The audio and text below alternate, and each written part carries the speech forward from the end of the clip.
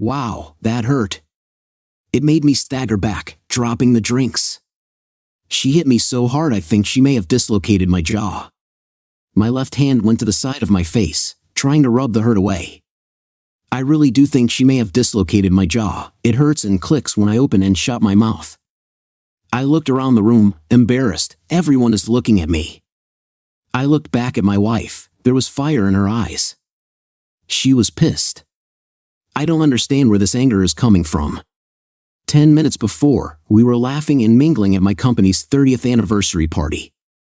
When I say my company, I don't mean I own it. Rather, it's where I've worked for the last 25 years since I got out of college. I'm the director of operations, the owner's right-hand man. We've worked hard to get this company where it is today. It's been 10 years since we had a company party. Our last one was on our 20th anniversary, 10 years ago. I didn't know if I would be staying for another month, let alone another decade. It had nothing to do with the company. It was personal life that had me wondering what I was going to do with the rest of my life. I didn't know what would happen or where I'd be back then. I was contemplating filing for divorce. I had just received an anonymous email from someone at my wife's corporate offices. The email was addressed to me but also to an Elizabeth Jones. I was curious, why was I receiving an email from Bridget's company? I opened the email and my life changed instantly. There was a picture of my wife in a passionate kiss with some man. They were standing in front of a hotel room door. I can remember every detail of that photo, the blue business dress my wife wore as she embraced the man with her hand on the back of his head. This wasn't a picture taken out of context. They were in a lover's embrace, his hand on her hips, his other arm around her back. The door framed the picture of my wife's betrayal, the room number 321 clear as day. It wasn't my wife's room. I checked, and it was reserved in Gary Jones's name. The kicker was that when I tried to find out what room my wife had reserved, there was none. I would find out more details later. I had to leave work to wrap my head around this. I went to Jim, the owner, and asked if I could leave and take the next day, Friday, off. He could tell something was wrong, but he didn't ask, at least not then. When I got home, I brought the kids to Bridget's parents. We would need time to talk, and I didn't want the kids to hear the words I knew I would be saying. When Bridget came home that night, it was about 6:30. Her flight had landed around 5:15, and after she grabbed her car from the long-term parking lot, she made the 45-minute drive home. Bridget works as an area rep for a company out of Chicago. She works out of our home, which gives her the flexibility for the kids, but once a quarter, she has a 3-day meeting at the corporate headquarters. This had been one of those meetings. As Bridget walked in the door from our garage, she was pulling her carry-on luggage with one hand and holding her purse in the other. I was standing in her kitchen, just looking at her. She said, "Oh, Kurt, can you grab my suitcase out of my trunk? You might need it, so leave it in there," I said to her. She looked up at me, confused. She could tell I was mad. "What's wrong, honey?" she said, concerned. "You're a lying, cheating witch." I yelled as I held up the picture I had printed off. There were others, but this was the most damning one. She gasped. "Where did you get that?" "Someone from your company cares more about our marriage than you do. They sent it wanting to make sure I knew what was going on." Her face went emotionless. We stood there in silence for at least a minute. "That's not true, Kurt," she finally said. "What do you think? This is a fake picture. Do you think I can't see with my own eyes the passion in that kiss? What isn't true?" "It isn't true that someone from my company cares more about our marriage than I do," she stated. I yelled, "Take your cheating but back out to your car, go to a hotel, go to your parents, go to hell for all I care. Kurt, we need to talk about this. You know I love you and the kids more than anything in life. You have to know that." "Screw you. It sure doesn't look like it from the picture. If you did, you would never have been with him. You need to leave now. Kurt, that doesn't take anything away from my love for you and the kids. If you search your heart, you'll know I love you. You have a funny way of showing it, shacking up with some other man when you're out of town. You have to leave. I can't stand the sight of you right now. No, I'm not leaving. We need to talk about this." "You need to let me explain," she said. "I don't want to listen to your excuses." "If you're not leaving, then I will," I said as I stormed out the front door. I went out to the garage to hop in my truck. Bridget had already come into the garage from the kitchen door. She came around to the driver's side as I was getting in. "Kurt," she said, "stop." "Screw you!" I yelled and cranked the ignition, revving the engine to drown out her voice. I slammed it into reverse, and she jumped out of the way as I squealed out of the garage. I backed out into the street, put the truck in drive, and peeled away. My heart was pounding as I took off down the street. Did she think she was going to talk her way out of this? No way. Just then, my phone rang. Of course, it was her. I didn't want to talk to her. I was tempted to throw the phone out the window, but I needed it to make necessary calls and for internet access, so I turned it off, not wanting to be bothered by her or anyone else for that matter. I drove up to Spring Hill. My wife might try to call around to all the hotels in Columbia, Tennessee, where we lived, but she wouldn't think to call hotels in Spring Hill. As I was driving, I started thinking about who this Gary Jones was. How long had this been going on? Obviously, Gary was married too. The email sent to both Elizabeth Jones and me stated, "These are pictures of what your spouses are doing." Were they planning on leaving us? Maybe they were just waiting for the right time to spring it on us. Well, this may have moved up their plans a bit. So many thoughts were going through my head. I had to do some research, find out as much as I could. I needed information in order to formulate a plan of action. I found a hotel and checked in. I didn't have any luggage, a change of clothes, or even a toothbrush. I headed to Walmart and bought some necessities, as well as a pair of jeans and a polo shirt to change into tomorrow. I didn't buy too much, just what I could pay for in cash. I didn't know when I would be back home, but I didn't want to use a debit card in case Bridget was looking for me. I grabbed a pizza on the way back to the hotel and sat on the bed eating it, not even really tasting it. Bridget, my wife for now, had been cheating on me for a while. Since they were sharing a room, how long, I wondered. I started reviewing our marriage. I know husbands are often the last to know and can be clueless to the signs, but I really couldn't think of anything that would make me question her fidelity. I researched signs of cheating on my phone. There were none of the ones listed. There were no accusations or even hints that she thought I was unfaithful. There were no late-night phone calls or texts that she had to take into another room or outside. She hadn't changed her appearance or her routines. We talked about our days and even made time for each other. There had been no reduction in our sex life. In fact, we were still, even 15 years into our marriage, having sex 5 times a week on average. We never slowed down like so many other couples do, even when the kids came along. She hadn't suggested any new or unusual sex acts either, but then again, there wasn't much we didn't do. I truly didn't see any indication that she was cheating on me. In fact, if you had asked me 2 days ago, I would have told you that I was the luckiest man on earth. I had a wife that I loved, who loved me, and 3 kids, Jared, Jeremy, and Jennifer, that made both our lives that much richer. That made me think of the kids, Jared, the oldest, followed by Jeremy, and finally Jennifer. Yeah, I know, all J names. We probably shouldn't have done that to our kids, but we did. What probably makes it worse is that my last name is Jensen. Jared quickly became JJ because of it, so we insisted on calling the other 2 by their full names, Jeremy and Jennifer. How would the kids take this? I didn't know what the future held, but I would be their father no matter what. If we decided to get a divorce, I would insist that they not be moved. I wanted to continue to play a major role in my children's lives. Divorce? Did I want to get a divorce? No, of course not. I wanted a loving marriage with a loving wife and family. I can't think that any man who has a family wants a divorce. What could I do, though? I couldn't live with a wife who chose to sleep with another guy. That got me thinking, who is this Gary Jones? I needed to do some research. I Googled him. There were a lot of Gary Joneses, but only one worked at my wife's company. He was an area rep for the company, and his area was the Denver region. so every 3 months, they would be at the quarterly meetings together. I knew he was married, so I started searching Facebook to see what I could learn about him. It took some digging, but I finally found the Gary Jones in Denver with a wife named Elizabeth. They had 2 kids, a boy, 6, and a girl, 8. I wondered how she was taking the news. Would she divorce him, make him a part-time dad too? I found her Facebook page and sent a friend request. I figured she'd recognize the name from the email and would hopefully accept the request.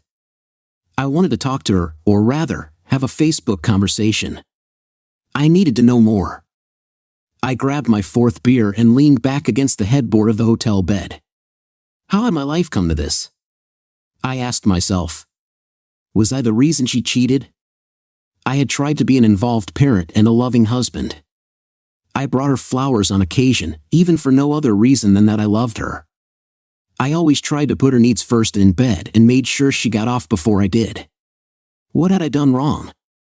I knew I wouldn't be able to figure out the answers to those questions without speaking to Bridget, but the wound was too fresh to talk to her tonight. Maybe I would be able to talk to her tomorrow, maybe not until next week. As I was thinking that, I thought again about my kids. I had brought them to their grandparents, Bridget's parents, so that we could have it out. We didn't talk long before I couldn't take it anymore. What had she said? It's not true that someone from the corporate offices thinks more of our marriage than I do. How could she say that? If she thought more of our marriage, she wouldn't be cheating on me. Then she said, "You know I love you and the kids more than anything in life. You have to know that." How could I know that if she was sleeping with another man? Then she had the audacity to say, "That doesn't take anything away from my love for you and the kids. If you search your heart, you'll know I love you."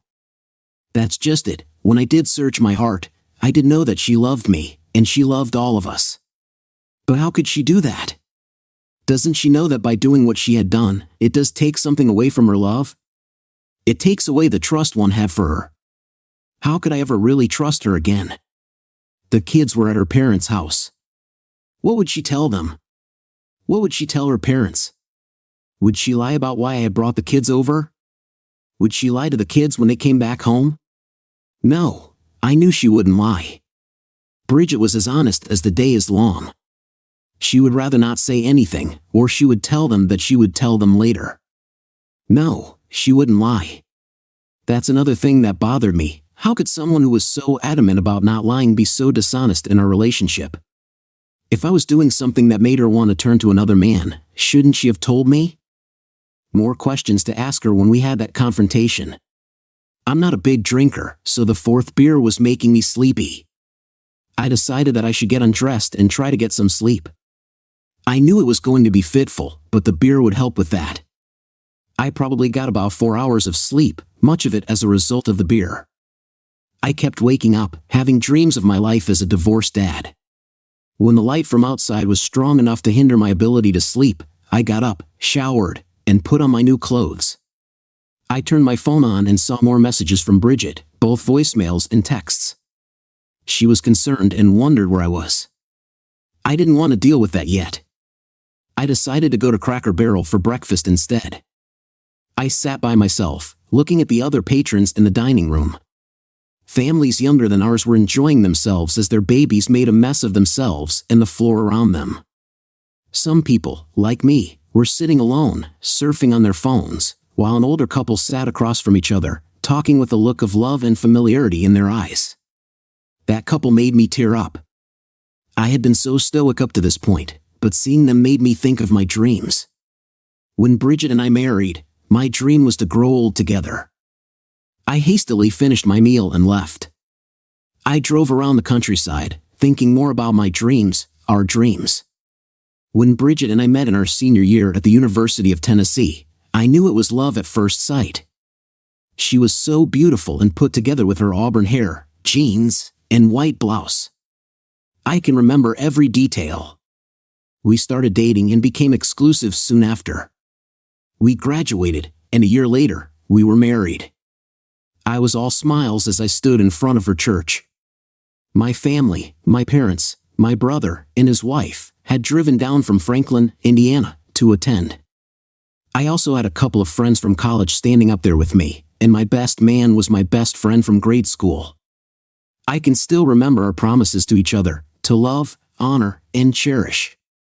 That was another thing I couldn't understand about what Bridget had done.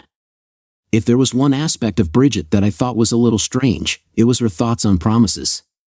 She doesn't make them lightly. If she makes a promise, she will follow through with it, even if it is immensely against her interests.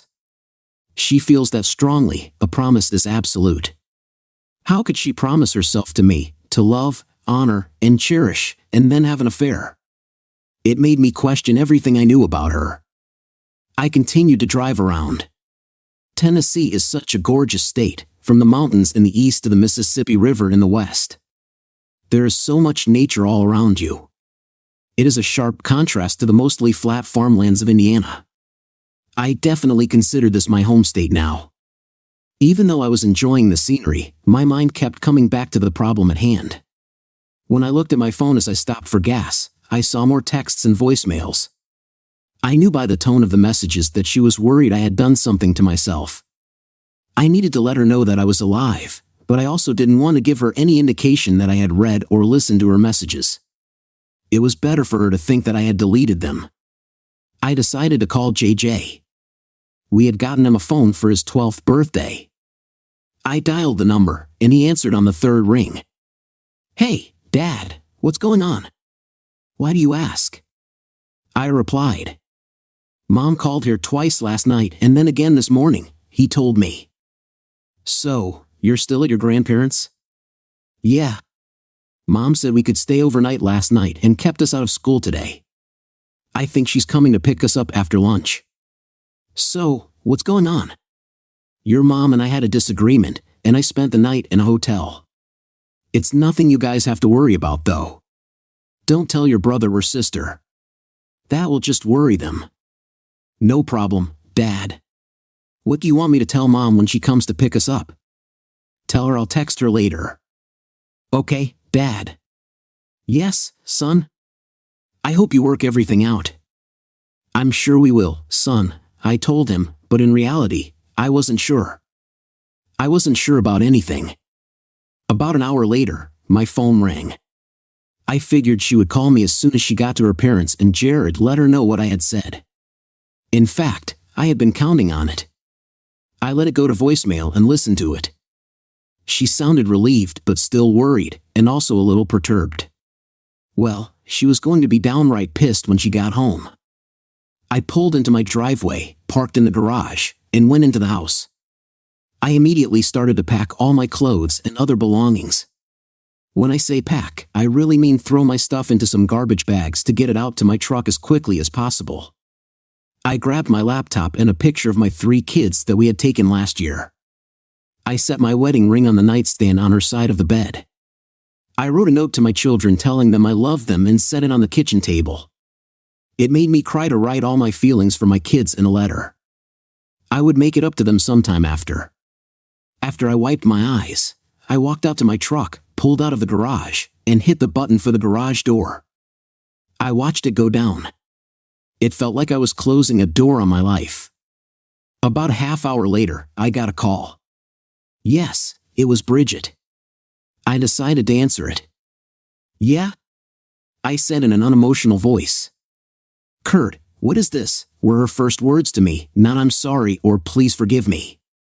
"What is what?" I asked again unemotionally. "A note to the kids. You've taken all your clothes and I find your wedding ring on my nightstand." "Sounds like you described it perfectly. Why do you need me to tell you what it is?" I said sarcastically. I wasn't often sarcastic with my wife, but when I was, she knew I was mad. "Kurt, we need to talk about this. You don't have to go off half-cocked." "Oh, so that's what it is. He's got twice the size tool as me. That's what you see in him?" "Kurt, we need to talk." "We are talking, Bridget," I said, dripping with sarcasm. "No, we need to talk face to face. You need to come back home." "Where are you, anyway?" "Somewhere where I can think about my life in the direction I want to take it in, somewhere I don't have to look at my cheating wife." She was getting angry now. "Kurt, you come home right this instant. Bridget, I'm not one of the kids. You can't talk to me like that. Goodbye, I said loudly and hung up the phone. I shut my phone off and let it go to voicemail. Let her yell at that. I knew I was being difficult, but she hadn't said she was sorry, not even once. That should have been the first words out of her mouth. She wasn't apologetic at all. In fact, she was just the opposite. She was on the warpath. I drove to a motel that rented by the week and got a room. I would decide later what my living arrangements were going to be. As I lay there on the bed, I started thinking again. I wondered what she had told her parents. Her parents had always treated me well. They seemed to really like me. I would need to call them and give them my side of the story. I picked up my phone and turned it back on. There was no reason to listen to the voicemails or look at my texts. I knew what would be there, more of the same. I wondered if she would ever say she was sorry, or if it would be a half-hearted afterthought. I dialed her parents' number, and her mom answered. Hello, this is Kurt. Oh, Kurt, thank you for calling. We were so worried about you, she said. I felt more love from her right now than I did from her daughter.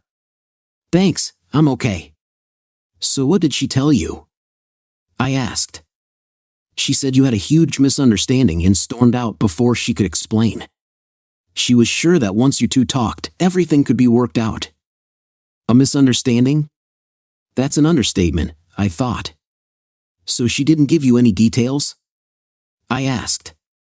No, she just said you were blowing everything out of proportion. Well then, let me tell you some details and you can decide if I'm blowing everything out of proportion, okay? Okay, Kurt. If it will help you to get it off your chest, I'm listening. It seems that Bridget, my wife and your daughter, has been having an affair. Oh, Kurt, I can't believe that. Well, I was emailed pictures of her, one of her in a very passionate kiss standing outside of a hotel room door. There has to be a logical explanation, Kurt. I can't believe she would do that. I couldn't believe it either, so I called the hotel and asked for a room. They told me she didn't have a room. I know that's the hotel her company uses for all of their out-of-town guests because it is right down the street from the corporate offices. Well, maybe there was a mix-up, her mom said.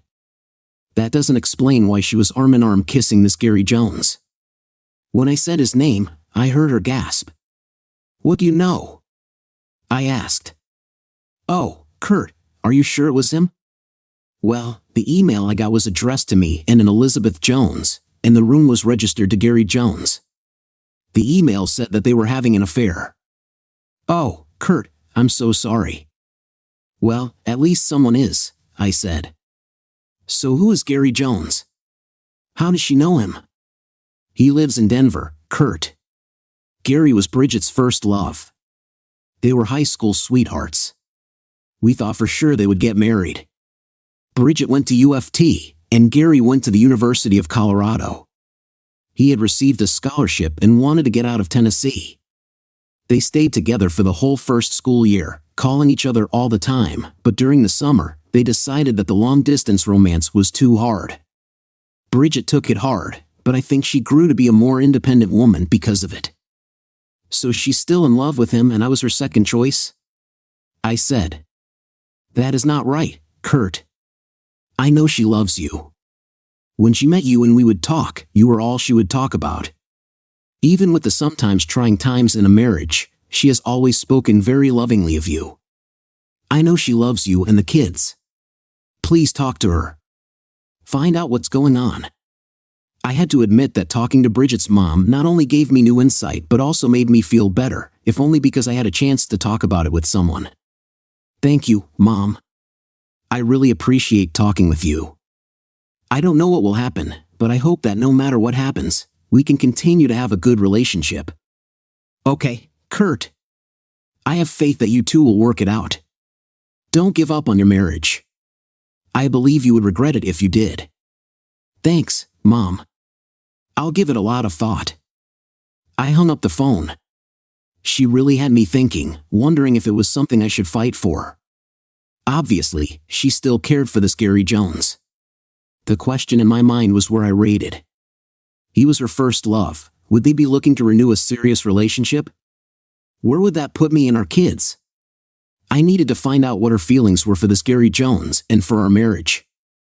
I texted Bridget, "I'll stop by the house tomorrow night around 6 o'clock. That was all I wrote. She texted me back right away, "Okay. I love you." If she loved me, then why did she do what she had done?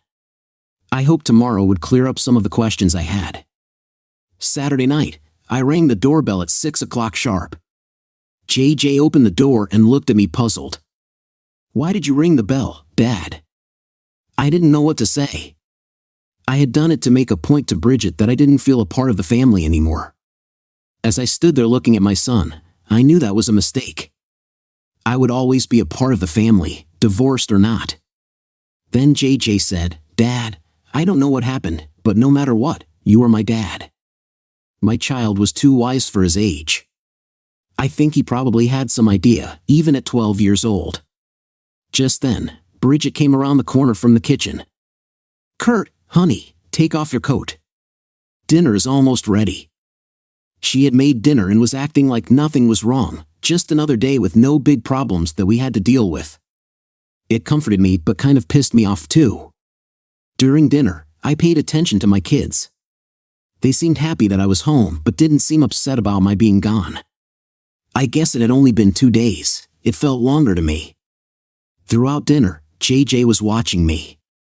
He could see the tension in my face and the fact that I wasn't paying any attention to his mom. After dinner, we played a few games as a family. I still didn't interact with Bridget much. At bedtime, I tucked the kids into their beds, even JJ. He said to me, "Dad, you always say that problems need to be talked through. Take your own advice." My son had just challenged me, put me on the hot seat, as it were. "I will, son. Are you going to be here in the morning?" "We'll see," I said. I did hope we could find a way to get past this. I just didn't know how. I walked downstairs and into the living room. Bridget was sitting on the couch. I took the chair across from her. We just stared at each other for a minute, then she spoke up. "So, are you going to stop acting like a child and actually talk to me?" So, the first words out of her mouth weren't "I'm sorry" or "I love you." Rather, she had to insult me. That got my blood boiling. "So, how long have you and Gary been involved with each other?" I asked. It was best to address the issue directly. "Kurt, it's not what you think," she said. "So you're saying it's not true that you've been seeing your ex-boyfriend again?" She looked down at her hands and then back up at me. "It's not like that," she said again. "Bridget, you've always been an extremely honest person. I want you to look me in the eyes and tell me, yes or no, when I ask you again, have you been having sex with Gary Jones?" "Kurt, you need to let me explain." She was deflecting, trying to avoid the subject. I looked at her, and she just stared back at me. I saw no guilt, no shame, or remorse on her face. That said it all.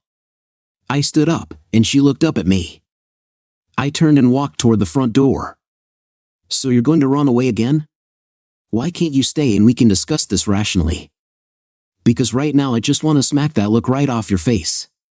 If I don't leave now, I'm afraid I might hit you, and I don't hit women, not yet, at least." I grabbed my coat, opened the door, and walked out to my truck. She had just shown me that my feelings weren't important to her again. It kept coming back to me that she still hadn't said she was sorry. I got in my truck and pulled out of the driveway. I looked up at the house and noticed JJ looking out his window at me. I drove away, crying for my failed marriage and for my children. On Monday, I called an attorney to make an appointment. She was available at 4, so I spoke with Jim, the owner, and left a little early. The attorney met with me, and I explained the whole situation. She asked me if I felt we could work it out. I don't think so. She has yet to say that she is sorry, and the look on her face Saturday night showed no remorse. "Okay," she said. "I'll start the paperwork. I should be able to have it ready to serve on Friday." Where should I have her served? That could be a problem. She works out of our house but is out meeting clients throughout the central Tennessee area most days. How could I make sure she was home to be served? I explained the situation to Janice, and she suggested right after the kids got on the school bus. That would work. She never left the home until they were gone. Now, Mr. Jensen, you know that if you go through with the divorce, your wife will probably get primary custody of the kids and would be allowed to continue to live in the home. You will probably be responsible for the mortgage, child support, and health insurance for the children. With her job, though, you will not likely have to pay any spousal support. What a kick in the teeth. The cheater gets off scot-free and I have to pay for it. Knowing all of that, do you still want to have her served? I looked at her, thought for a minute, and said, I would rather live in a dump than remain married to her. May I make a suggestion? She asked. Sure, you're the expert. After the initial shock of being served, she may be willing to go to counseling. There, you can both speak your minds with a moderator to keep it civil. Okay, I said. When she gets served, she will probably call you immediately. Make sure you are available to take the call. If she seems at all conciliatory and asks how you can avoid divorce, then tell her that maybe counseling would help. If she agrees, let her pick the counselor. That way, she will see that you are willing to follow her lead on this. Okay, I said again. I probably sounded like an idiot. Kurt, be open to what the counselor says. If I read you right, you would rather stay married than get a divorce. You just need to see some remorse and get your self-respect back. Having your wife acknowledge your pain and say she's sorry will go a long way toward making that happen. I thanked her and walked out of her office with trepidation. I was afraid of what the week would bring. On Friday, I cleared my schedule so that if Bridget called, I would be available. If she wanted to talk on the phone for a while, I would also be available. At 8:15, I got the call from Bridget. Kurt, she sniffled. I could tell she had been crying. I love you. I don't want a divorce. We promised until death do us part. Don't throw everything away. Think of the kids. I will not stay married to you and have you sleeping with your ex-boyfriend, I said directly but not forcefully. Kurt, I'm sorry I hurt you.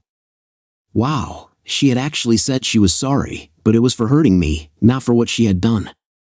At least that's what I heard her say. Please, Kurt, I love you. Please don't do this. She was full out crying now. Bridget, you have hurt me probably more than you know. I just can't see any way past this.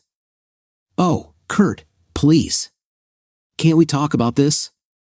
Try to work it out, she sobbed. Not if you're going to continue to belittle me, I said. Yes, I had to take a jab at her. I'm sorry, Kurt. I was just frustrated that you wouldn't listen and try to understand. Perhaps we can go to a counselor. They may be able to help us both understand. I suggested. She perked up and said, Would you? Yes, but you pick the counselor. You know my schedule. Work it out and let me know where and when. I'll make a call right now. Kurt, thank you. I truly do love you. I love you too, honey. So here we were, either on the brink of reconciliation or collapse. I truly didn't know which way it would go. What was I willing to accept? What was I willing to do? What about my kids? If they were my kids, I hated even thinking that way.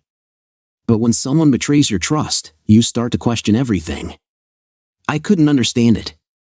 If you asked me even now if I thought Bridget loved me, I'd have to say yes. She was everything one could hope to have in a wife.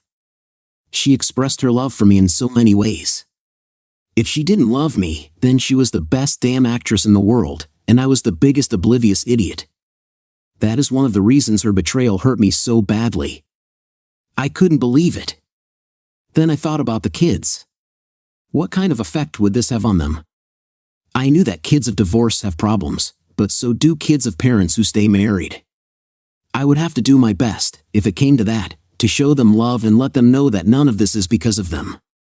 A few hours later, I got a call from Bridget. She had found a counselor that she liked, who could see us at 7:30 on Wednesday. She gave me the name and address. Okay, I'll be there, Kurt.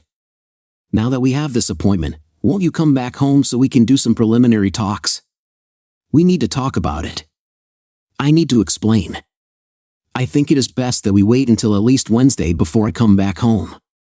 But, Kurt, the kids are asking where you're at. They need you, and I need you. Goodbye, Bridget, I said and hung up. The kids, she had to throw them in there. That made me feel guilty. I wondered if I didn't go home soon, would it have a lasting effect? I had to stand firm, though. I knew that if I gave in now, I would lose all my self-respect. The appointment is Wednesday. What did I expect? I knew the counselor wouldn't have a magic pill to solve all our problems. Ultimately, what did I want from the counseling? 1. I wanted to know why. 2. How long had this been going on? 3. Does she still love him? 4. Does she still love me? 5. Did she ever really love me? 6. Does she want to end up back with him? 7. The big one in my eyes. How do I ever trust her again? 7 things. I'm sure I would come up with more along the way, but these 7 had to be answered to my satisfaction, or there was no hope for our marriage. That night, I lay there in the motel bed. My mind kept reviewing our life together. I couldn't understand it. There was nothing that I saw that could explain it. I didn't get much sleep that weekend. Monday morning, Jim came by my office and asked if he could take me out to lunch. Of course, I said. All right, I'll drop by about 11:45, and we'll go to the Southern Tray Steakhouse. Sounds good, I replied. My home problems were obviously affecting my work. Jim didn't just take me out to lunch for no reason. At the restaurant, we sat down, and after we ordered, Jim said, "Spill it." I looked at him. Don't give me that look. We've been working together for 15 years. What's going on? I looked down at the table and mumbled, "She's cheating on me." What? I can't believe it. Are you sure?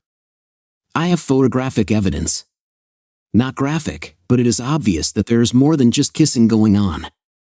Holy, I'm sorry. I still can't believe it. You two seemed so much in love every time I saw you together. That's what's killing me. I never saw anything, no signs, no comments, nothing. If you would have told me 2 weeks ago that she was cheating on me, I would have laughed at you and called you crazy. I just don't understand it. What did she say? He asked. Not much, but I didn't give her much time to say anything. I'll tell you what she didn't say. She didn't say she was sorry for what she had done. Not once. So what are you going to do? I filed for divorce and had her served. I needed her to see the seriousness of the situation. My divorce lawyer suggested counseling, so we're going to see one on Wednesday night. That's probably sound advice. Try to find out as much as you can. Maybe you can work it out. Yeah, maybe, I said unenthusiastically. Can I give you some words of wisdom from my own life? He asked. Sure. As you know, I divorced my first wife about 10 years ago. She cheated on me too, but to tell you the truth, it wasn't all her fault. I was so focused on my company that I didn't make time for her. I put her second in my life. Your spouse doesn't want to be second in your life. I learned that a bit too late. She tried to hint to me and even told me outright that I needed to focus more on our relationship, but I didn't. So she found the attention she needed from another man. If I had it all to do over again, I would definitely take the time. Even now, if she were to come back to me and ask for a do-over, I would give it my damnedest. That isn't going to happen, though. She remarried, and as far as I can tell, he makes her happy. My second wife was a mistake. I kept wanting her to be like my first wife, and she couldn't meet my expectations. So here I am, pushing 50, going home to an empty house because I keep looking for someone just like my first wife and never find her. I thought about what he said and then said, thanks. Don't give up on your marriage just to turn around and try to find someone just like your wife, he said as he stared off into space. It's the old adage, only with a personal perspective. Would you be better off with her or without her? I didn't want to admit it, but I knew the answer. That night, I called JJ. Hey Dad, "Where are you coming home?" were his first words. "I don't know, JJ. I'm meeting with your mom tomorrow night." "Yeah, she told me that she would be gone for a while and asked me to watch the kids." "Of course," I said. "You're a great son, JJ. I love you." "I love you too, Dad. Can you put Jeremy and Jennifer on the phone?" "Sure, let me go get them." When Jeremy came to the phone, he asked, "Hey Dad, when are you getting back from your conference? JJ told me that you were at a conference but didn't know for how long." "What's a conference, Dad?" So my oldest son was covering for us. He knew we were having problems but didn't want to upset his siblings. That boy was smart for his age. "I'm not sure either, but I'll let you know as soon as I figure it out," I told him. That seemed to appease him. We chatted some more, and I told him I loved him. Then his sister had to talk to me. "Hey Jennifer, how are you, sweetie?"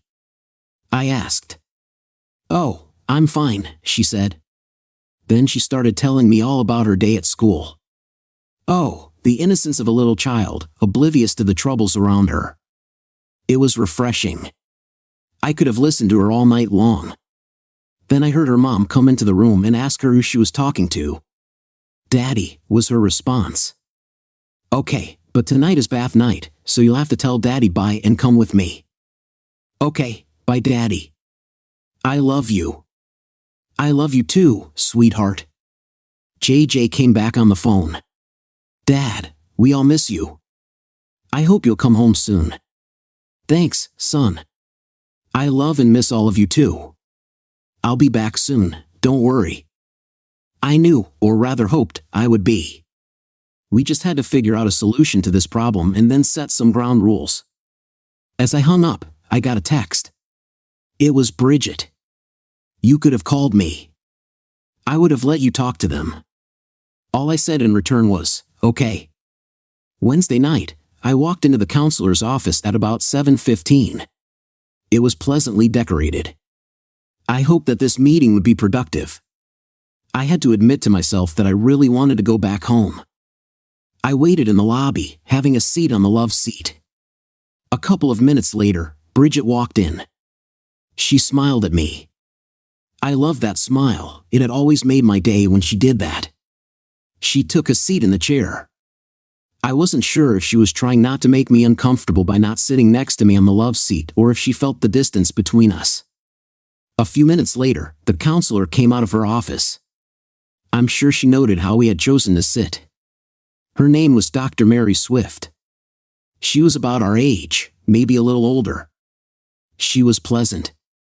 "Please take a seat on the couch," she said. We both sat down, about 1.5 feet between us. "Kurt, I wanted to be upfront with you and tell you that I have already had a session with Bridget on Monday. She has told me a little bit about the situation. What I'd like to tell you first is that my goal is to save your marriage. What I'd like from you is your willingness to cooperate." I nodded my head. "Okay, then what do you want to get out of these sessions?" Figuring that Bridget had already put her spin on it, I came right out and said somewhat hostilely, "I would like to know why my wife of 15 years has been cheating on me with her ex-boyfriend." At this point, I pulled out the picture from the email. "Okay, well, I think we can get some answers to that. Is there anything else?" "Yes, I have a list, but the biggest one is, if we stay married, how could I ever trust her again?" When I emphasized if, I could see Bridget stiffen. "I see. Well, we can work on that too," the counselor said. "In talking to your wife, I have to say that 2 things about her personality stand out. The first is honesty. She doesn't lie. That will be very helpful in these sessions, plus it will help you to trust her again." I nodded my head. The second is that promises mean a lot to her. This could also be helpful to reconciliation, but it may also be a stumbling block. I nodded my head again. "Bridget, you seemed frustrated that Kurt wouldn't let you explain. Kurt, would you be willing to sit quietly and let her explain?" "Sure," I said abruptly. "Okay, Bridget, go ahead." "First, I want to say I love you, Kurt. If you asked yourself that, you would have to answer honestly that you know I do. Next, I want to say that I'm sorry that I hurt you. I was about to interrupt her and ask if she was sorry for what she had done, but the counselor saw me about to speak and said, "Kurt, please give her this time." I breathed a heavy sigh and nodded. Bridget continued, "Kurt, the man in the picture, as you know, was my high school sweetheart. We were in love.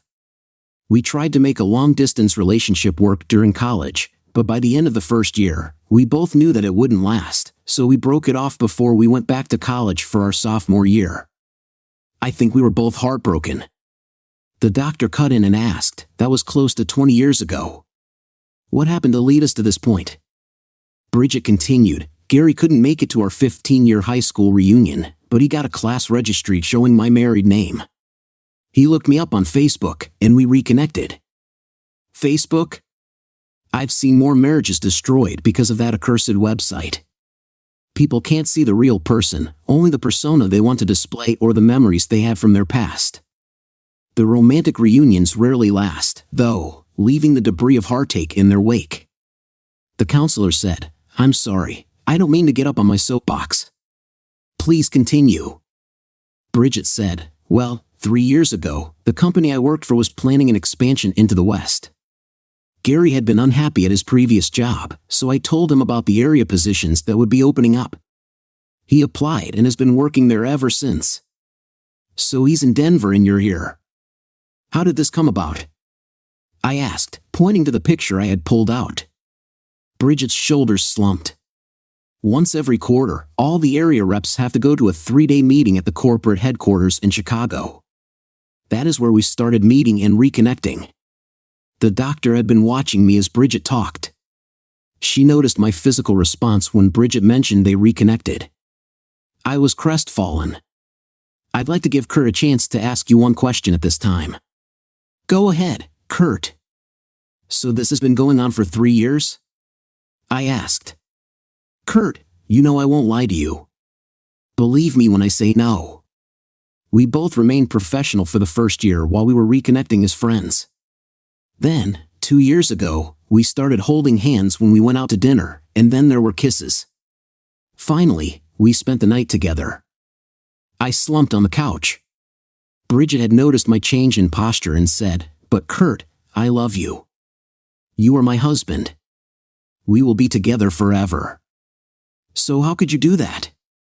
I barked. "Every 3 months, you're off to get some strange for 3 days, then come back to your poor, clueless husband." "It's not like that," she insisted. "You keep saying that. Are you trying to tell me that he hasn't been screwing you every 3 months for the last 2 years? No, he hasn't been intimate with me. We've just been sharing meaningful moments together. That's even more concerning. Do you have feelings for him?" "Kurt, he was my first love. We had a deep connection and promised to support each other whenever we could." "So supporting each other means being involved with him whenever you're together?" "Kurt, it took nothing from you. Did you not feel loved before I went to my meetings? Did we not make love like we always did when I returned? Did you not feel loved? How did that take anything away from you? Kurt, you know I love you. I'm there for you and the kids whenever you need me. Have you ever felt that I didn't love you, that I didn't honor you, or that I didn't cherish you? It was a promise I made to you on our wedding day, to love, honor, and cherish till death do us part. I have never regretted loving you, marrying you, having kids with you, sharing my life with you. Search your heart. You know what I'm saying is true. My time away, once a quarter, took absolutely nothing away from you. I have never not given you my all." I couldn't believe what she was saying. Was she justifying her cheating because I wasn't there, therefore it was taking nothing from me? And what about our wedding vows? What about forsaking all others? Bridget, you talk about our wedding vows. What about forsaking all others? What about that promise made in front of all our friends and family? Kurt, I know this will hurt you, but those words were never in our vows. Go watch the DVD. I did 2 years ago when I was struggling with my conflicting promises and emotions. The minister never included those words, and no, I didn't ask him not to. So don't blame that on me. So because the minister missed it when he was saying the vows, that justifies you committing adultery? It allowed me to fulfill my promise to Gary that I had made before I ever met you. So, in short, you are not my exclusive wife. I have to share you with someone else?" I screamed. That's when the counselor stepped in. "Kurt, Bridget, we are almost done with our time for this session. I think before anything is said that you may regret later, we should end here. I do have some homework for you both, though. I want you both to write down what you feel are aspects of a good relationship. I want you to bring them with you next week. Don't confer with one another about them. I want each of you to see what the other thinks is important in any relationship." We walked out, neither of us saying a word to the other. Needless to say, I didn't move back home that week. I did call the kids every night, though. I called them on Bridget's phone. There was no reason to make it worse than it already was by intentionally slighting her. When I spoke with her, I was cordial, but I didn't spend too much time talking to her before I asked to speak to the kids. When the next Wednesday rolled around, we were back in the counselor's office, waiting for our appointment. I had spent a lot of time on my list.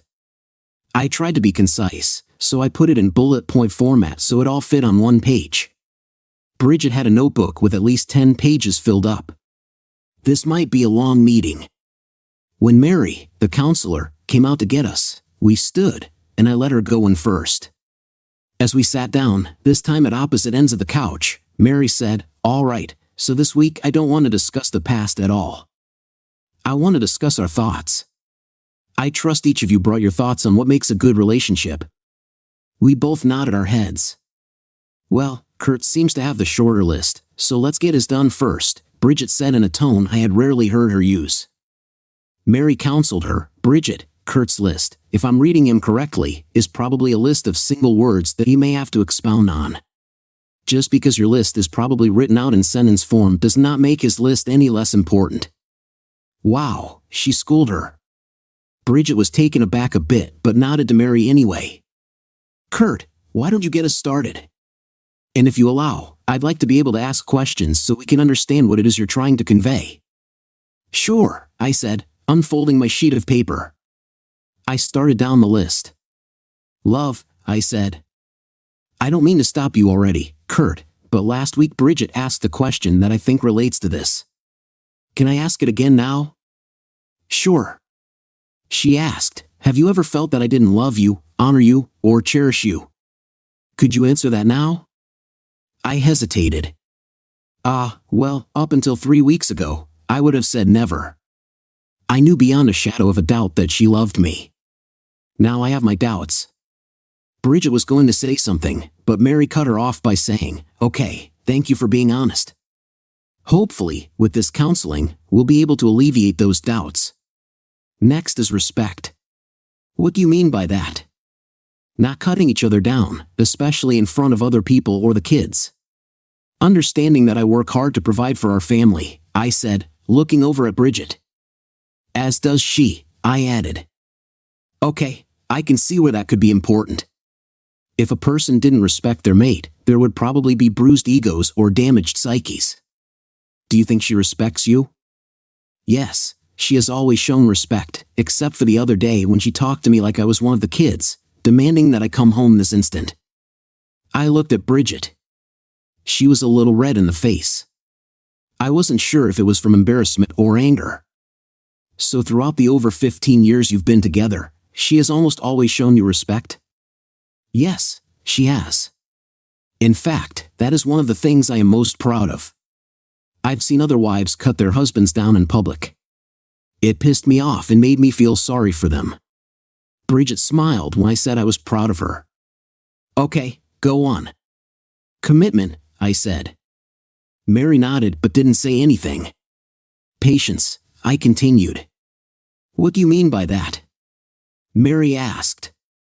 "Being willing to be patient when I don't do things either the way she would like them done or in her time frame." "Okay, forgiveness. That's a big one. Marriages that I see hinge on that one. Here's my question for you. Are you willing to think about trying to forgive Bridget? I know you may not be ready to forgive her now, but are you willing to think about it?" I sat there in silence for a minute. Bridget was getting antsy. When I put that on my list, I knew that I would have to forgive her if we were going to survive this. I had thought long and hard about it. Now that the counselor was asking me point blank if I felt I could try to forgive her, I was hesitant to answer. The thing about forgiveness is that if you do forgive someone, you have to be willing to open yourself up to being hurt again. Was I willing to do that? I can try, I stated. That's all we can ask, she said. Go on. Honesty, I said. Tell me, do you consider your wife to be an honest person? I looked at Bridget. She was looking directly at me, wanting to know if I believed her, wanting to know if I knew that everything she had said about her loving me, about not wanting a divorce, about doing everything for me, was all true. Yes, she is honest. I've never known her to tell a lie. Even when I confronted her, she didn't try to lie her way out of it. You heard her last week. In fact, sometimes she's brutally honest. Mary nodded her head. What's next? Trust, I said. We're going to come back to that one in future sessions. That one will take a long time and effort. I'm letting both of you know now, this is the big one. It may take months to get back the trust, or it may take years if you don't forgive her first. I nodded and could see out of the corner of my eye that Bridget's head was down. Okay, what's next? Good communication, I said. Do you guys talk? To be honest, I think that is one of our strongest points. We've always been able to talk about anything. That is also why it hurts so much. She didn't talk to me about what she was thinking or the dilemma she was having. I looked at Bridget again. Her head was still down. Okay, we'll touch on that one later. What's next? Selflessness, I said. What do you mean by that? Being willing to do things for your spouse, even if it is not something you necessarily want to do, but it is important to her. Mary nodded again. Okay, what's next? Just one more on my list, I said. Physical intimacy. Okay, so where were you two at with that before all of this? This I have no problem with. She is always willing. I know so many other men who say their wives are stingy with it, only giving it up when they want something from the guy.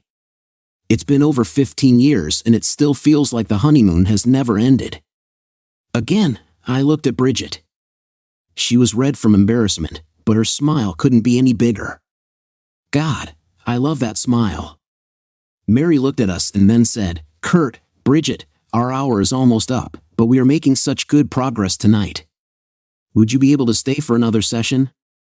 Bridget grabbed her phone and said, Let me call home and let our son know we'll be about an hour late. She made the call, and then Mary said, Okay, Bridget, it's your turn. What have you got? First of all, let me say that I appreciate the list you made, Kurt. I'm sorry if I belittled you before about its length. I hope you'll hear my list and know that I truly do love you, and you're already fulfilling many of these, Bridget said. That made me feel good. I was eager to hear what she had to say.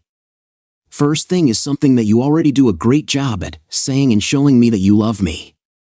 I've known you love me even before you said it for the first time so many years ago. Mary nodded and smiled. The second is understanding and forgiveness. I know that is something that we, with Mary's help, will work on. I hope you will try to forgive me. Mary spoke up and said, Bridget, at the risk of destroying the progress we've made tonight, I need to ask you a question. What is it? Bridget said pensively. I know this is only our second time together, but there is a big elephant in the room and we need to address it right now while you're talking about this subject. Bridget, my objective throughout the whole process is to try to save your marriage. With that in mind, I heard you say you want understanding and forgiveness, but I have yet to hear you ask for it. Bridget, are you sorry for what you've done? Bridget bowed her head. I knew that you were going to ask that question at some point. I've been struggling with the answer. She looked up at me, our eyes met, and I could see tears there. I'm sorry that what I did has hurt my husband and our relationship, but I'm not sorry for what I did. I was fulfilling a promise to someone who means a lot to me. I was helping him in a way that I knew how. I was fulfilling a need that he had. He told me that he and his wife were experiencing intimacy problems and he needed to feel the touch of a woman. I know that it hurts to hear it, but I hope you can understand where I'm coming from. I hope you can forgive me for hurting you while I helped someone else. At that, I got up. She wasn't sorry she did it. She would still be doing it if I hadn't been sent that email. Hell, she might still do it anyway to fulfill her promise to help him in a way she knew how. That was a deal breaker for me. I needed a promise from her that it would never happen again. I looked over at the counselor. She could see that I was on the verge of blowing up, so she said, "Let's stop there. The feelings are too raw to continue." I think she was surprised at what my wife said. "That sounds good to me," I said harshly. "Bridget, would you be willing to stay a bit longer so we can discuss this one-on-one?" "Yes," she said as she started crying. "Kurt, could I see you in a one-on-one session sometime before next Wednesday?" "Sure, I'll call you to make an appointment," I said as I walked out the door. Well, I wouldn't be moving back home this week either. I was starting to doubt that I ever would. The next day at work, everyone pretty much stayed out of my way. I hated bringing my problems to work, but I couldn't get what she had said out of my head. That night, sitting on the motel bed, I opened my laptop and logged into Facebook. Elizabeth Jones had accepted my friend request. I sent her a private message asking her to call me, giving her my phone number. I didn't know how often she checked her Facebook or if she had notifications on her phone, so I would wait until she called. Within minutes, I got a text reply. She was just sitting down to dinner but would call after dinner. Oh yeah, she's 2 hours behind us, I thought. Okay, I will wait. About an hour and a half later, I got a call. "Hello," I said. "Hi, this is Liz. You asked me to call." "Yeah, I just wanted to talk to you, maybe fill in some gaps that I have and hopefully fill in some gaps you may have." "Okay," she said hesitantly. "I don't know how much you know, so I'll just let you know what I know." I went through everything I knew and that Bridget had said. Gary needed her because of intimacy problems they were having in the bedroom. Problems in the bedroom? The only problem we have is that all he ever wants is a whim. "Thank you, ma'am," and he hardly ever wants that. Not enough for me, at least. We do it maybe once every 2 weeks because he is either too tired or not in the mood. I was beginning to wonder if he had a medical condition. Then I got those pictures. I was furious. I told him he was going to have to quit that job if he had any hope of saving our marriage. In light of what you just told me, I still might divorce him. He's lucky I didn't throw him out of the house when I got that email. She was a spitfire. So Gary had been lying to my wife. If they were as close as what Bridget's mom described, he would know of her need to always fulfill her promises. He took advantage of that somehow. I needed to let Bridget know the truth about her ex-boyfriend. "Liz, could I ask a favor of you?" "What is it?" "Then I'll let you know. Bridget and I are going through counseling. I don't know right now if there's any hope for us, but when I decide that it might be possible, could I get you to call me when we are at the counselor's office? I want Bridget to hear from your own mouth what you just told me. It may be enough to make her see the light when it comes to their relationship." "Sure, I can do that." "When do you have counseling?" "Wednesday nights." "Unfortunately, that's dinner time for you. I'll order pizza and have it delivered that night so I won't have to worry about fixing anything. I really appreciate it. It may be a couple of weeks yet. We have some big hurdles to get over before I feel we're on the road to recovery." "Well, I'll wait for your call or let me know through Facebook." We hung up, and I thought about what I had just learned. This was going to destroy Bridget's relationship with her ex-boyfriend, but it would go a long way towards saving ours. Saving our marriage, however, hinged on her willingness to see that what she had done had destroyed my faith in our relationship. If a promise made to someone 20 years ago held more importance than our marriage, then I would rather take my chances with a new wife, one that might not be as ideal as she is, but one that I could trust. Someone who wouldn't have the mindset that it didn't take anything away from me when she was with him. The phone call gave me hope, though. Finally, a way out of this mess. Would hearing what Liz had said be the come-to-Jesus moment for Bridget? Would she finally see the light? I was thinking about what I had wanted to learn by going to the counseling sessions. Already, after only 2 weeks, I had almost everything I wanted. 1. Why? Because her ex was a scumbag and used her good nature against her. 2. How long? 2 years, every 3 months, for 3 days. I'm sure it was at least twice a day, so 6 times every quarter, 4 times a year, that's 24 times for 2 years, 48 times. Now I knew. 3. Could I get over it? 4. Does she still love him? She won't after she hears what he did to her.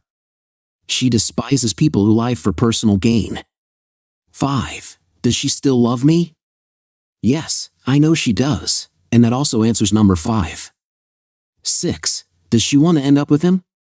No, especially after she finds out he's willing to lie to her to get her to sleep with him. So the only one that is still going to take some work is number 7. How do I ever trust her again? I'm sure the counselor will have some insight into that. It might not happen overnight, but I knew with time I would trust her again, maybe not the unquestionable 100% trust one had before, but trust nonetheless. On Monday, I left work early at 4 o'clock to go to an appointment with the counselor. Kurt, can I ask you a question? Sure. I've never seen this in all my years of counseling. Bridget has a very strong need to fulfill all her promises. Has she always been that way? As long as I've known her. I worry about that. Someone like that could put themselves in grave danger just to fulfill a promise. Have you ever known someone to break a promise they made to her? She asked. I didn't have to think about it. Yes, her college roommate. They were best friends. What happened? It was our senior year. Gina was her best friend. They had made arrangements to go to Cancun for spring break. They planned it since September. Bridget had bought the plane tickets and made all the reservations. Everything was all set. In January, Gina met a guy that she really liked. By March, she was head over heels, and when he told her that he wanted to go skiing in Vail, she said yes immediately. When she came home to their apartment and told Bridget 3 weeks before spring break that she wasn't going to Cancun, Bridget flipped. She disowned her best friend, and they haven't spoken since. We ended up going to Cancun together, so it wasn't a total waste, but she never forgave her. That sounds about what I would have expected. Someone close to her must have reneged on a promise to her, and it has affected her adversely ever since, the doctor said. That fact may actually work in my favor in this situation. How do you mean? She asked. I'll let you know once we get the bigger problem solved. By bigger problem, what do you mean? How can I get her to see that what she did was wrong? I don't know that you ever will, Kurt. In her mind, she wasn't taking anything from you when she was fulfilling her promise. You weren't there, so she wasn't taking away time spent with you. Also, you weren't there, so she wasn't taking away any love from you. In her mind, she still loved you, actually, still loves you with all her heart. Doing what she did took none of that away from you. So I go through the rest of my life wondering if she has other promises out there that will allow her to stray? That would be a good question for her. Ask if there are any other promises to anyone that would cause her to betray your trust again. If she thinks about it and can't come up with any, then ask her to promise not to betray you like that again. This was a lot to think about. I didn't know Bridget's attitude toward promises, but is that an excuse to cheat? The doctor saw me thinking and said, "Can I put it in another perspective for you?" "Sure," I said. "Anything to try to understand it. Let's say you knew someone who needed a blood transfusion and they had a rare type of blood. You also had this same type of blood. Would you be willing to give them some of your blood, knowing your body will produce more and you'll be fine?" "Sure." Well, that's how Bridget looked at it. She was giving something that she had, that he needed, and she would be fine afterward. It wouldn't affect her adversely. Now my head was spinning. I couldn't wrap my head around it at all. She did seem to have some good insight into Bridget's thought process, though. Was that going to be enough for me? Could I give her a pass because of her mindset, knowing she loved me and I loved her? Would that be enough? Part of me wanted to say yes, but another part wanted her to pay for her betrayal of our marriage. Damn, why can't life be easy? I left her office more confused than when I came in, but I also had some insight that I would never have come to on my own. So, do I look at her issues as a mental disability? If it were, it sure would make it easier to process and even easier to forgive her. I had a lot to think about. Mary and I talked about Bridget's other personality traits. I know that Mary probably had some qualms about discussing Bridget and things discussed in a private session, but her main objective was to save our marriage. Any insight she could give each of us to make it easier to reconcile would help meet that objective. I told her that Bridget's attitude toward honesty had always been a blessing, giving me confidence that my wife was being true to me as she made her rounds as an area representative. I knew she was mine and mine alone. I told Mary, I know that sounds caveman, but it's not, because just as she was mine, I was hers. I'm not the best looking guy in the world, but some women are looking for security, and I have a solid job and treat people with respect. I've been flirted with and even propositioned, but I always stood firm, knowing that for both Bridget and me, there was no one else. Now that is in question. I'm not sure if I can trust her to continue in this job. I understand, Kurt, and we'll work on trust. Let's get you two back together first. As I sat there, I thought about the call from Liz. Hey Doc, I think I may have a way to help with that. How is that? She asked. I told her what Liz and I would like to do. I explained that this would help Bridget understand that making promises can leave her alone and betrayed. She agreed, and I told her I'd call her the next day to confirm that Liz would be able to make the call. When I got to the motel, I powered up my laptop and sent a Facebook message to Liz, asking her to call me when she had a chance. At 10 o'clock, I got a call from her. Hello, Kurt. I had already planned on calling you tonight when I got your message on Facebook. Thank you for calling. Elizabeth. Liz, please. Okay, Liz. What were you going to call me about? I wondered if this Wednesday would be the day to call. Also, I thought of a way that maybe we can help out both of our situations. Okay, whatever I can do, I will. We discussed her idea, and it sounded like, if it worked, it would possibly be a relationship killer, at least for Bridget and Gary. I truly hoped it worked. I also told her of the counselor's observations, and I could actually hear sympathy in her voice when she said, well, I hope you two can work it out. I actually hope so too. I kept thinking about what the owner of my company said. I wondered if, should I divorce her, I would always be looking for a replacement just like her. At work, I was able to compartmentalize my personal life so that it was not affecting it as much, but I definitely wasn't my usual self. Wednesday night, I was at the counselor's office at 7:15. I was as nervous as a guy on prom night. I truly hoped the plan worked. At 7:25, Bridget walked in. I could tell she had gone the extra mile to look appropriately nice for our meeting. I was sitting on the love seat, and she sat down on the love seat also. Sure, there was a gap between us, but we were sitting next to each other. Kurt, she asked, can you come back home? The kids are starting to get out of control. I think they are starting to doubt the conference explanation. They just want you home. In order for her to know just how tenuous the situation was, I said, after last Wednesday's revelation, I don't know if I'm ever coming back. I paused, looked at her, and said unemotionally, we'll see how tonight goes. Kurt, don't talk like that, she said. You know I love you. If I knew that, we wouldn't be here. I had hoped that tonight could be a watershed moment. We would see. At that point, Mary came out and got us from the waiting room. She could tell that we were both nervous, but for different reasons. When we sat on the couch at opposite ends again, Mary started talking to us. Bridget, Kurt, Mary began, from our individual meetings, I can tell that you both love each other greatly, but love isn't enough. Bridget, Kurt needs to be able to trust you. Right now, in his mind, he can't trust you, at least not where Gary is concerned, and I dare say probably not where anyone is concerned, at least not right now. In his mind, he's wondering what other promises lurk out there, waiting to destroy your marriage forever. Kurt, Bridget needs understanding and forgiveness from you. If you can't forgive her, then there is no point in continuing. What she needs is to know that you're willing to try and that you can see a time when you can forgive her. Believe me, she knows she has hurt you. We both looked at each other. We didn't know what to say. Bridget, we never got through your list last week, Mary said. What I'd like is for you to continue but be open to what Kurt may say or do tonight to try to get more understanding. Bridget hesitated and said, "Okay." "Well, I think the next thing on my list is, like, on Kurt's list, communication. By that, I mean real communication, not just how was your day, but sharing thoughts about his hopes, dreams, goals, and fears. Let me share in those, and you share in mine too.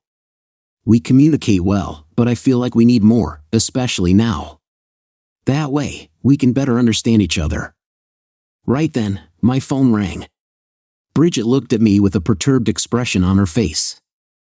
I held up my finger and answered the phone, putting it immediately on speaker but muting our session so that any sound we made wouldn't go through. "Kurt, what are you doing?" "We're in a meeting," Bridget said angrily. "Would you please listen?" "Maybe it will help us," I said. She looked confused. Then we heard a voice over the phone. "Gary, I got the kids' pizza tonight because we need to talk. I need you to tell me again what happened and why I shouldn't just throw you out. I've spoken to a lawyer. She assures me that I would undoubtedly get the kids and be able to stay in the house while you pay all the expenses. I want you to be truthful with me. If I find out you haven't been truthful, then I will file for divorce." Bridget looked over at me. She had a deer-caught-in-headlights look on her face. "Like I told you, her name is Bridget. She was my high school sweetheart. So how is it that you were kissing and groping her in a hotel hallway?" "Well, after our last class reunion, someone from the committee sent everyone who couldn't attend a registry of all our classmates with their married names included. So I looked her up on Facebook, and we started chatting back and forth," he said. So far, what he had said was just what Bridget had told me. Their stories weren't in conflict yet. Then Liz accused, "So you told her you were going to be in Chicago and she met you there last month?" Gary shot back, "No, about 3 years ago she told me that the company she worked for was looking to expand into Colorado and they were looking for area reps like her." "So that is why you took the job?" Liz asked. "So you could sleep with your old girlfriend?" she continued. Gary replied, "No, she begged me to apply, telling me that we would be able to see each other every 3 months for 3 days. At this point, I looked over at Bridget. She was just staring at the phone. Liz continued, "So she told you that if you took the job, you could sleep with her every 3 months?" "Not in those exact words, but she did imply that," he said. I looked at Bridget. She was still staring at the phone but was shaking her head no. "So you've been sleeping with her every 3 months for the past 3 years?" Liz accused. "No, I swear. I kept fending her off every time. But then 6 months ago, she cornered me. She told me that unless I slept with her, she would tell you that we've been having an affair the whole time I've worked there. I didn't want to do it. I told her that I loved you and that she should look to one of the other unmarried reps to have an affair with. Honey, you have to believe me. I didn't want to do it. I have no feelings for her. That's why I broke it off while we were in college. Now I just wish she would let me be and let me do my job when I'm at those meetings. She was possessive when I was with her, always jealous of any girl that said hi to me as I walked down the hall. I tell you, she's nuts and should be seeing a psychiatrist. I was actually scared she might hurt me as well as ruin our marriage. I wish we could confront her, but she would just lie and probably say I was the one that pursued her. You've got to believe me. You can't trust her. I'm glad that I'm looking for another job so I never have to see her again. I can't take it anymore." I was watching Bridget the whole time. Her expression went from disbelief to confusion and then to anger. In fact, she started yelling at the phone, "You liar. You son of a witch. Tell the truth, you a-hole." I picked up my phone and ended the call. I looked at Bridget, and her face was in her hands. She was crying. I know it sounds mean, but I had to know. I said, "Are you crying because he lied or because he told the truth?" She continued crying for a bit and then said, "I'm crying because I have wrecked our marriage, possibly forever, over a piece of crap that I once cared for." How could he say those things? Kurt, you have to believe me. I never begged him to come work there. Also, I definitely didn't say, imply, or even hint that I wanted to have sex with him. Then she looked me straight in the eye. "Kurt, you know I have never lied to you. I'm telling you now that I did none of those things. I stalled his advances until he told me that he wasn't getting any intimacy from his wife. You've got to believe me. I struggled with the decision, but I had promised him it was only to comfort him and only during the quarterly meeting times. Kurt, it wasn't taking anything away from you. I had no thoughts of us getting back together. I love you, Kurt. You have to believe me, she pleaded. She was desperately trying to assure me while she dealt with the betrayal of a person she thought cared about her, at least in some way. How much of what he said was real? How much was just his impressions of the event? How much was him lying to cover his own butt? Unless my wife has been playing a game ever since I met her, I had to believe that her trait of being honest was not an act. I could believe her. I knew that in her mind, she was helping a person she loved in a small way and also fulfilling her other character trait of keeping her promises. So where do we go from here, Bridget? I asked. Kurt, I'm sorry. I'm sorry that I hurt you. I'm sorry that I took your love for granted. I'm sorry that I put my past promise ahead of our marriage. So what if he comes back and is divorced, needing comfort again? He can go to hell for all I care. Kurt, can you forgive me? I'm so sorry for hurting you. From now on, you come first in front of everything, even the kids. Of course, they will be a close second, she said, smiling at me. She knew the kids were the most important things in our lives. We both knew that. Mary, who had been silent throughout the whole exchange, addressed me. Kurt, so what do you think? Can you forgive her? Can you trust her? Is there anything else that you need to make you trust her again? I had thought about this a lot. I knew exactly what I wanted to say. I turned to Bridget. I need to be able to trust you. I love you, Kurt, she announced. I continued, first, I want you to go to our family doctor and ask for an STD test. If she asks why, tell her the truth. Bridget looked at me, and I could see the shock on her face at what I was asking. I was asking her to confess to a woman she had known since before she had gotten her first period, a person who had answered all the female questions she was too embarrassed to ask her own mother, a person who probably felt more like a grandmother to her than a doctor. She looked deeply into my eyes, tears welling up, and nodded her head. Second, I need you to promise that you will never see him again. Ever. She thought about it for a minute and said, Kurt, I can't promise that. I started to get up. I was going to leave. No, Kurt, wait. I can't promise that because his family still lives in this town. I'm sure there will be times when he comes home to see them. I might accidentally run into him at the grocery store or something. I thought about it. Okay, I can see that. How about not going anywhere you know he'll be? She thought some more. Kurt, there will be class reunions and, God forbid, funerals for friends and classmates.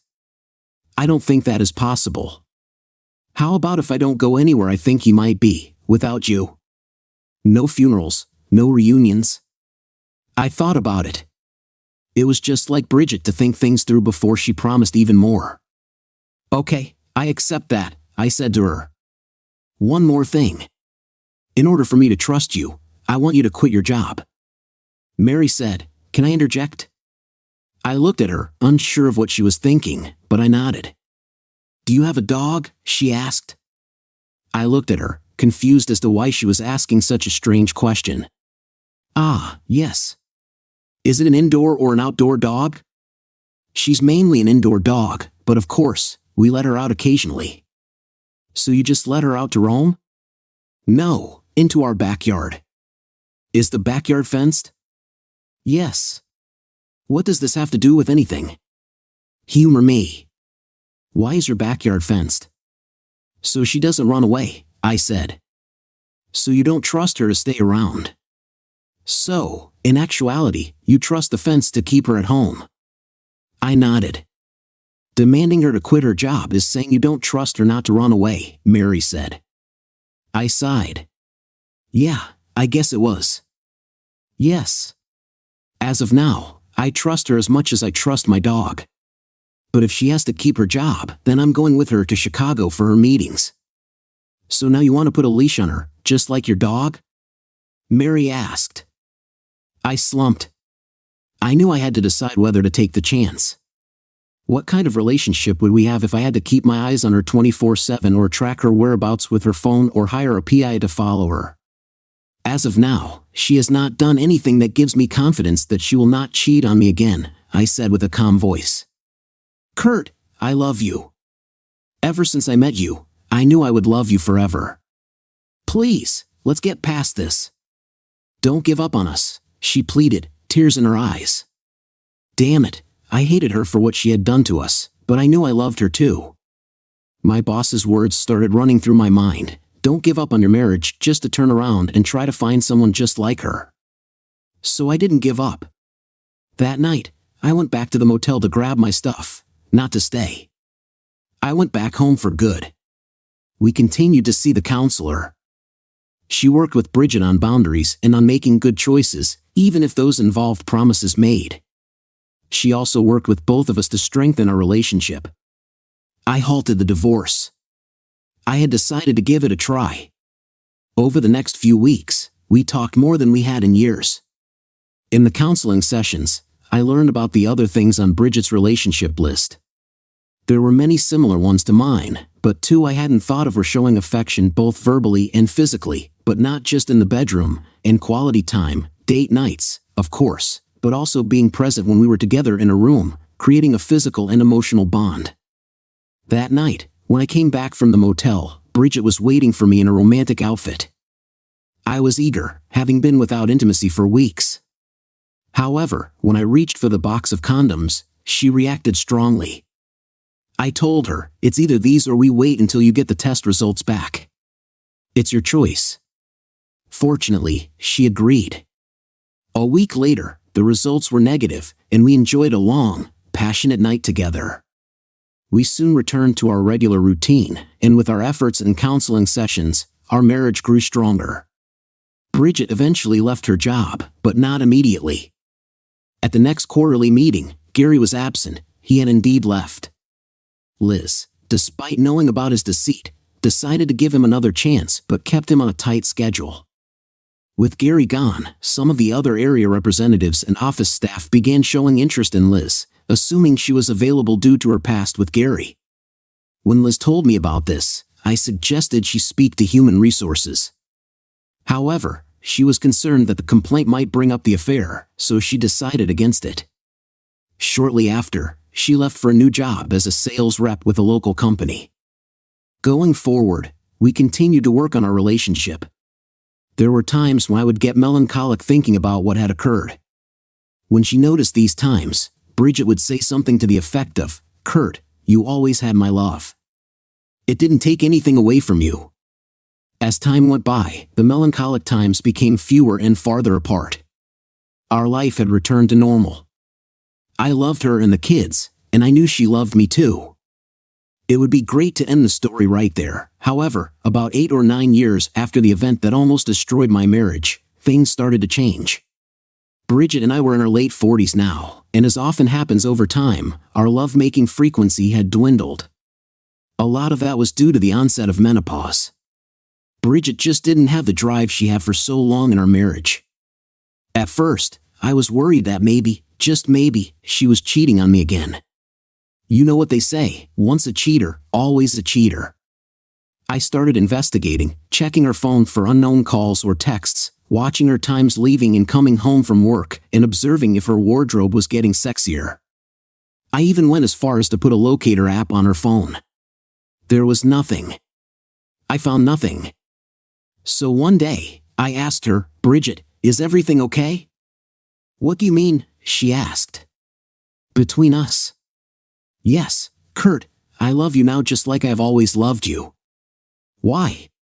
"Well, we just seem not to be connecting like we used to." She looked at me, and I swear the woman could read my mind. "This is about sex, isn't it?" I hemmed and hawed and finally said, "Yes. We used to do it all the time. Now I'm lucky if we do it once a week." "Kurt, you know we're not 20 anymore. My body is going through changes. I just don't have the desire like I used to." There it was, the dreaded change. My life would never be the same. We talked about it, and while I wasn't happy, I had to acquiesce to not pressuring her. She promised me every Saturday night, unless one of us was sick. The times we did it became more obligatory than orgasmic. Our life moved into more of a routine. We would work during the day and watch TV at night. Saturday night became date night, and I would get that obligatory sex. When football season started, we made a deal. We would watch her reality shows on Tuesday, Wednesday, and Friday, and my football on Monday and Thursday. That worked until one Thursday, when there was a reality show on that she just had to watch. "Kurt, can I watch my reality show?" "Honey," I said, "you know that Thursday is football night." "Yeah, but this is a special night." "Please," she pleaded. I sighed. "Okay, you can watch it." "I'll just go down to Bear Creek and watch the game there," I said, not wanting to argue with her. Bear Creek is a sports bar in town. So I started spending Thursday nights at the sports bar. One Thursday night, the game was a blowout, so I started watching hockey. I was really getting into it, and the Predators were doing great. That next week, on Monday night, I was sitting down to watch the game when Bridget came in and said, "Can we watch my shows?" "It's Monday night football night," I replied. "Wouldn't it be better to watch at the bar with the other fans?" she asked. "So you'd rather I watch at the bar than be here watching with you?" "You'd enjoy it more, and that way, I could watch more of my shows." She was right, I would enjoy it more. While I enjoyed spending time with Bridget, she wasn't really into football. So I got up, kissed her goodbye, and went back to Bear Creek. I spent my time at the bar splitting between the football game and the hockey game.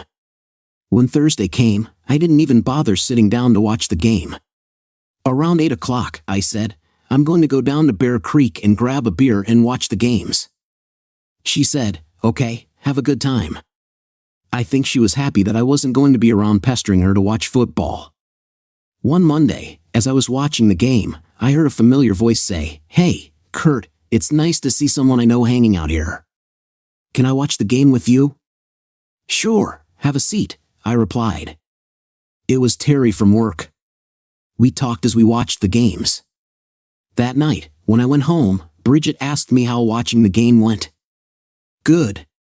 In fact, Terry from work saw me and came over to watch with me. We talked, booed the refs, and cheered on our team. It was a good time. "That's great that you had someone to watch the games with," she said. We started watching the games together every Monday and Thursday night, so that became our new routine.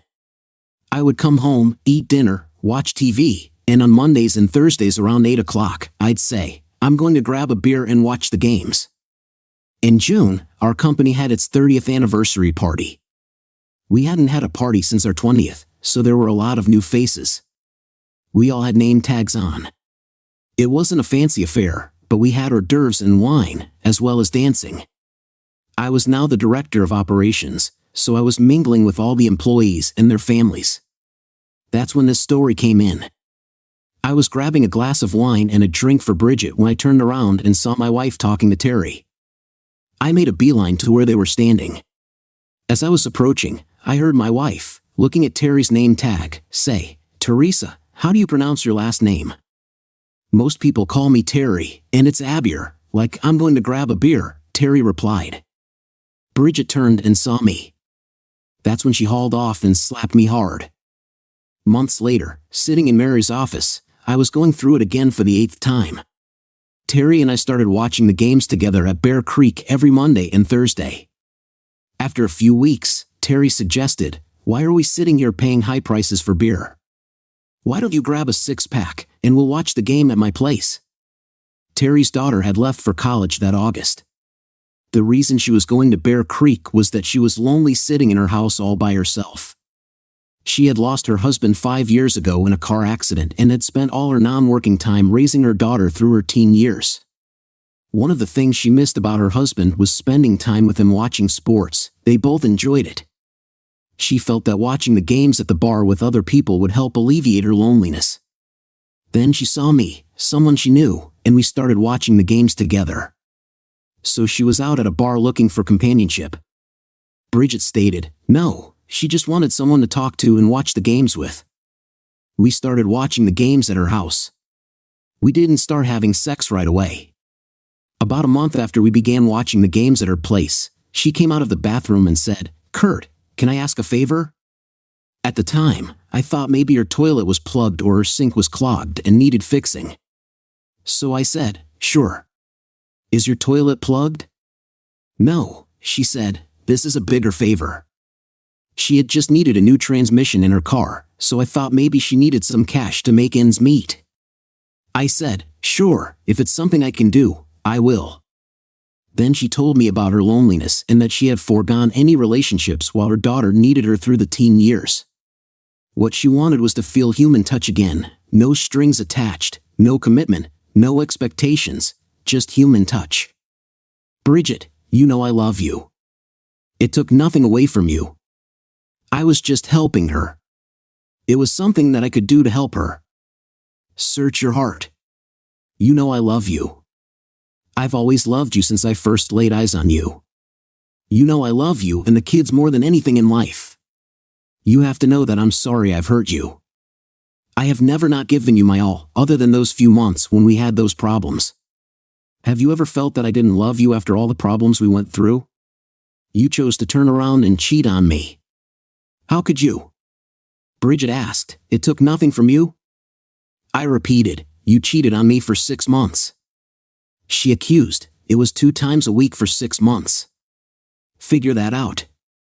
Twice a week times 4 times a month times 6 months, that's about 48 times. You spent 2 years, twice a day, I bet. Times 3 days times 4 times a year for 2 years, that's about 48 times. I replied, "Accusing each other seems like we are now even. So that's why you did it, to get back at me? I thought we had worked through that. I thought you had forgiven me. Now, my love, just like you, I was trying to help someone in a way that I knew I could. Your justifications came back to me. I was helping her, and it took nothing away from you. I was always there for you. The time I spent away from you, at your insistence, took nothing away from you." Then Mary cut in, "Bridget, Kurt, we've been through this many times in the last few months. What we need to do now is move past this. You've done it before, I know you can do it again. You two love each other, that is evident in the fact that you haven't given up. Kurt, I need you to understand that you are sorry to Bridget for cheating on her. And Bridget, you likewise have to understand that you're sorry for cheating on Kurt. Both of you have said you're sorry for hurting each other, but not for actually doing what you did. Until you both are sorry and understand that what you did was wrong, not just the hurt caused by it, you will never get past this. I have some homework for you. I want you each to go home and, sometime this week, do something to show your love for the other. It doesn't have to be a grand gesture, but it needs to show the depth of your love." We left the office together. Our relationship was strained. We both knew we loved each other, but the hurt was still there. That week, I showed Bridget my love for her by sending her roses every day, and on Friday, I brought her a diamond tennis bracelet. Of course, she loved it all, and she even showed her appreciation by cooking my favorites and showing me affection in a non-sexual way every night. Then, on Saturday night, when I walked into the bedroom, I noticed a new decoration on the wall above our bed. I don't know where she got it, probably Amazon or Pinterest or maybe Etsy, but it looked nice and expressed her love. That night, we made love like we hadn't in years. After an evening of good lovemaking, you'd think I would have slept like a baby. However, it was a fitful sleep, something was bothering me. In a dream, I saw a plaque on a wall that read, "Hell hath no fury like a woman scorned." In the morning, I woke up and looked at the decoration on the wall. It was a plaque with a quote from our wedding vows. It read, "To love, honor, and cherish till death do us part." I think on Monday, I am going to cancel my life insurance.